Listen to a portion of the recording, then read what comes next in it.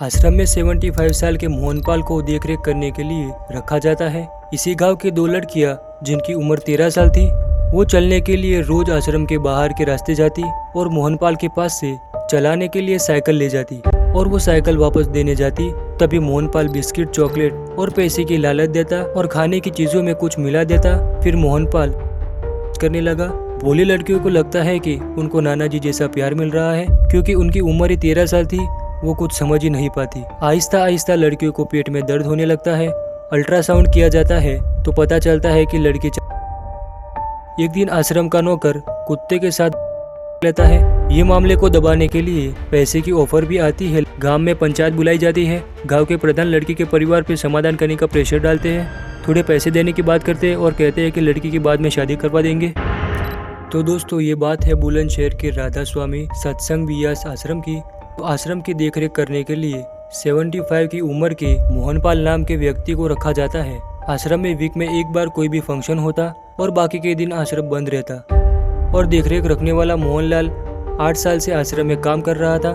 मोहनलाल की पत्नी के 8 साल पहले ही मृत्यु हो जाती है। फिर उसके बाद वो आश्रम में जुड़ जाता है। पहले वो साफ सफाई का काम करता था। आश्रम के लोगों का विश्वास बढ़ता गया।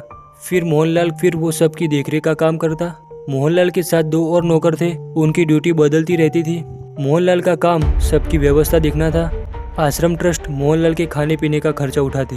मैं मोहनलाल की इसलिए डिटेल्स खंगाल रहा हूँ क्योंकि कहानी का मेन कैरेक्टर वही है।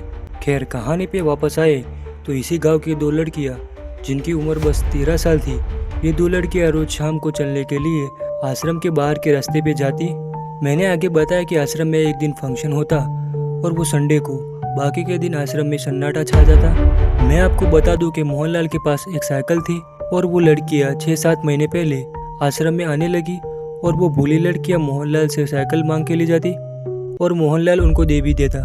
मगर दोस्तों, वो 2 लड़कियां साइकिल चलाकर वापस देने जाती, तभी वो उनको बिस्किट, मिठाई और चॉकलेट और कभी कभी तो पैसे की लालच देकर उनको अपने पास बुला लेता और वो खाने पीने की चीज़ों में कुछ मिला लेता जिनसे हो जाए। अभी तक चैनल को सब्सक्राइब नहीं किया तो कर लीजिए। हम साथ मिलकर ऐसी वीडियो लाते रहेंगे। खैर, टॉपिक पर वापस आए तो बेहोश हो जाने के बाद जहाँ वो चाय बनाता था उस रूम में ले जाता। फिर वो टच करने लगा। लड़कियों की उम्र बहुत कम थी, जिसकी वजह से वो कुछ समझ नहीं पाती। मोहनलाल उनको साइड टच करता, मगर वो भोली लड़कियाँ उन्हें ऐसा लगता कि मोहनलाल उनको प्यार कर रहा है। फिर मोहनलाल 3-4 बार करता है। मोहनलाल कभी अपने घर नहीं जाता था। वो दिन रात आश्रम में रहता। ये सब होने के बाद लड़कियों ने आश्रम में आने का बंद कर दिया और जहाँ आश्रम के बाहर के रास्ते पर वो चलने जाती वो भी बंद कर देती है। और वो लड़कियाँ खामोश रहती है, किसी से बात भी नहीं करती थी और उनके माता पिता से कुछ कहती भी नहीं थी। मगर थोड़े दिनों बाद लड़कियों के पेट में दर्द होना शुरू हो जाता है और वो ये बात उनके माता पिता को बताती है। आहिस्ता आहिस्ता लड़की का पेट बढ़ने लगा। माता पिता कुछ समझ ही नहीं पाते और वो डॉक्टर को बताते हैं। डॉक्टर इमीडिएट अल्ट्रासाउंड करने की एडवाइस देता है। जब माता पिता अल्ट्रासाउंड कराते हैं और जो रिपोर्ट निकल के आती है वो सुनकर लड़की के माता पिता तो चौंक गए और आप भी चौंक जाओगे। रिपोर्ट आता है कि वो लड़की 4।